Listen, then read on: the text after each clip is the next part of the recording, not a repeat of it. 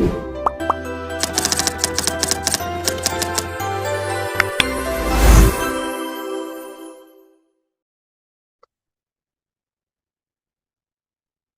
baik. Sebelumnya, Assalamualaikum warahmatullahi wabarakatuh.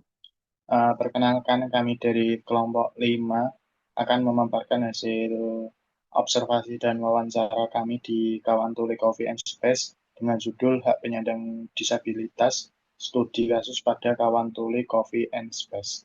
Next. Berikut untuk anggota kelompok 5, yang pertama ada Ananda Ayu dengan NIM K6423001. Ada saya sendiri Ahmad Suryadi dengan NIM K6230006. Ada Faustafala Alfrenaldi dengan NIM K6423032. Ada Marista Faradila dengan NIM K6423047. Ada Nabila Nur Rasyikah dengan NIM K6423051. Selanjutnya langsung masuk ke pembahasan bab 1, bab 2, bab 3, dan seterusnya yang akan dijelaskan oleh rekan-rekan saya. Baik, untuk yang pertama adalah latar belakang.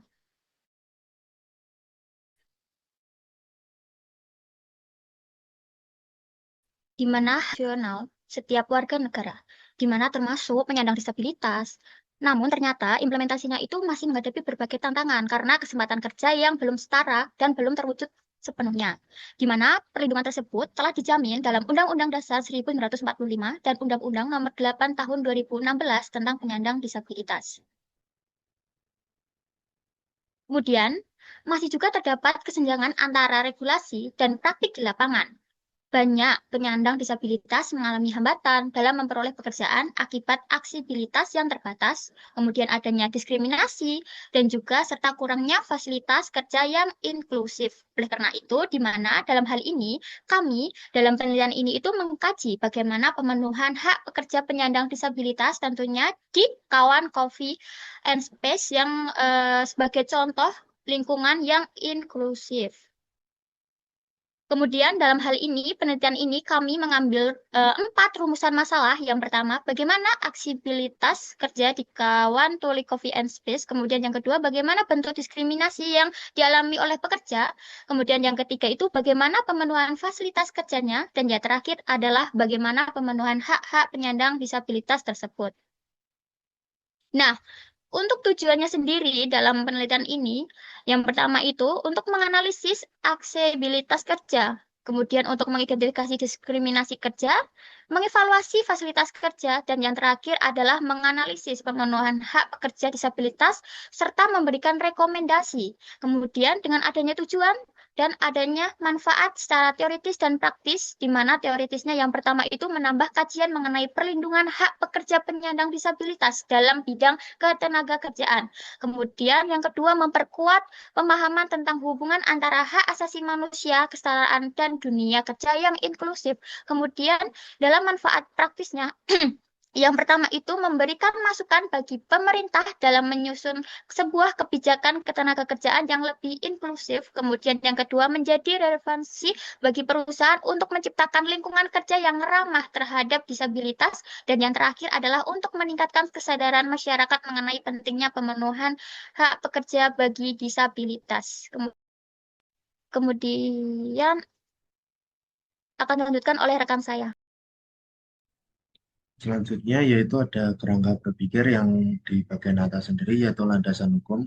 Kami menggunakan Undang-Undang NRI tahun 1945 pasal 27 ayat 2 dan pasal 28I ayat 2, Undang-Undang Nomor 13 tahun 2003 tentang ketenagakerjaan dan Undang-Undang Nomor 8 tahun 2016 tentang penyandang disabilitas. Diturunkan dari data BPS tahun 2022, 16,5 juta penyandang disabilitas usia produktif, hanya 7,6 juta yang bekerja, sekitar 1,73% perusahaan di Indonesia yang mempekerjakan disabilitas. Hal tersebut diperkuat dengan riset STK dan Rumaya tahun 2024, yang dimana disabilitas memiliki peluang 76% lebih rendah untuk masuk pasar kerja dibanding non-disabilitas.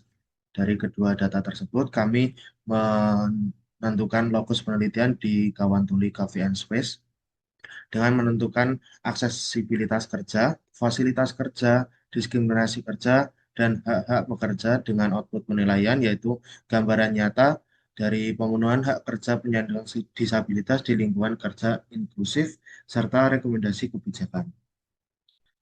Next, untuk selanjutnya dilanjutkan oleh rekan saya. Untuk selanjutnya, untuk metodologi penelitian, untuk yang pertama, jenis penelitian kami menggunakan penelitian kualitatif deskriptif. Lalu untuk lokasi penelitian sendiri, kami melakukannya di lokasi Kawan Tuli Coffee and Space. Lalu untuk teknik pengumpulan data, kami menggunakan cara wawancara semi terstruktur dengan sumber data yang terdapat 5 narasumber, di mana keempatnya terdiri dari pekerja penyandang disabilitas tuli dan juga satu di pengelola kafe kawan tuli tersebut. Lalu untuk teknik analisis data, kami menggunakan tematik di mana ada pengelompokan data, pengkodean, dan penarikan kesimpulan. Next. Selanjutnya untuk hasil pembahasan, yang pertama terkait dengan aksesibilitas, rekrutmen inklusif itu melalui pelatihan barista bernama G. Kratin Solo dan juga British Council tanpa hambatan administrasi dan juga diskriminatif. Kemudian terkait dengan pelatihan adaptifnya seperti demonstrasi langsung, modul bergambar, dan juga rotasi tugas, di mana pembagian tersebut dibagi antara barista, kasir, dan juga bagian dapur. Terkait dengan fasilitas komunikasi, di sana menggunakan papan tulis, nota pesanan, dan juga HP. Nah, hal tersebut dianggap efektif namun sifatnya masih sederhana. Kemudian yang kedua terkait dengan diskriminasi, tidak ditemukan diskriminasi internal serta pembagian tugas dan juga pelatihan berlaku setara untuk semua pekerja. Namun, hambatan bersumber dari eksternal seperti sebagian pelanggan belum paham cara berkomunikasi dengan pekerja tuli. Kemudian didapat solusi berupa papan informasi kawan tuli, kemudian terdapat komunikasi lewat via WhatsApp terkait dengan diskon dan juga teguran langsung oleh pengelola. Next. Kemudian yang ketiga, terkait dengan fasilitas kerja, fokus pada aksesibilitas komunikasi, bukan cuma kelengkapan fisik semata. Kemudian terkait dengan keterbatasan wajar skala usaha kecil itu belum ada sistem antrian secara visual otomatis dan juga keterbatasan kulkas untuk bahan baku. Nah, penyesuaian fasilitas itu dilakukan secara individual sesuai dengan kebutuhan masing-masing pekerja. Kemudian yang terakhir terkait dengan pemenuhan hak, terdapat sistem upah berupa gaji pokok plus bonus berbasis kinerja yang tidak berdasarkan pada kondisi disabilitas. Pengembangan karir seperti pelatihan berkala, rotasi tugas, visi jangka panjang sebagai pemimpin cabang baru. Kemudian belum terpenuhinya itu terkait dengan BPJS Ketenagakerjaan dan juga protokol keselamatan kerja berbasis visual yang terstandarisasi. Next akan dilanjutkan oleh rekan saya.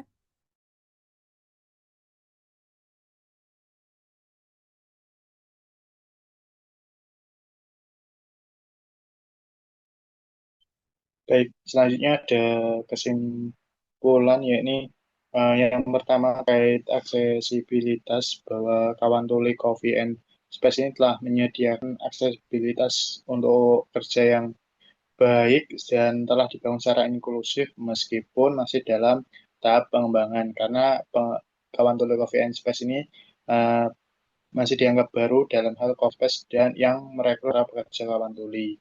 Sistem rekrutmen juga dilakukan tanpa hambatan administratif yang diskriminatif, yang melalui pelatihan kerja yang dirancang secara adaptif, melalui demonstrasi secara langsung, dan modul visual.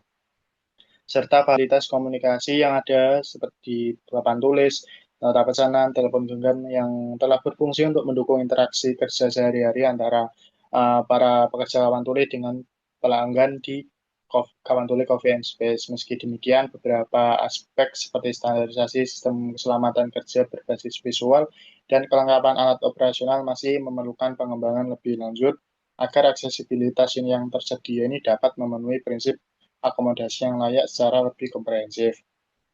Lalu yang kedua terkait diskriminasi, bahwa praktik diskriminasi kerja secara internal tidak ditemukan di Kawan Tuli Coffee and Space dan seluruh pekerja memperoleh perlakuan yang setara dalam hal pembagian tugas, kesempatan pelatihan, dan pengembangan keterampilan tanpa adanya pembedaan atas dasar kondisi disabilitas. Lalu hambatan yang muncul bersumber dari pihak eksternal, yaitu sebagian pelanggan yang belum memahami cara berkomunikasi langsung dengan teman-teman tuli sehingga persoalan yang terjadi lebih bersifat pada kendala komunikasi.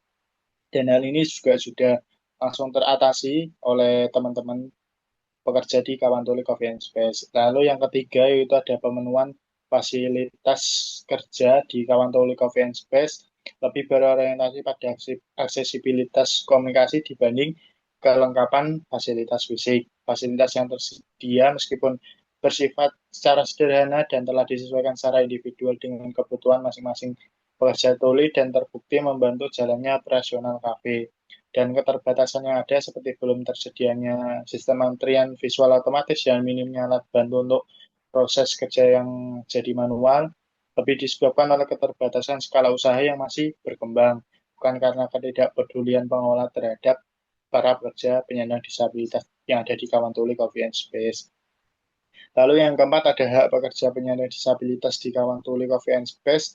Dalam hal ini telah diupayakan pemenuhannya secara nyata, khususnya pada aspek kesetaraan dan pembagian tugas, pengembangan keterampilan, dan sistem pengupahan berbasis kinerja.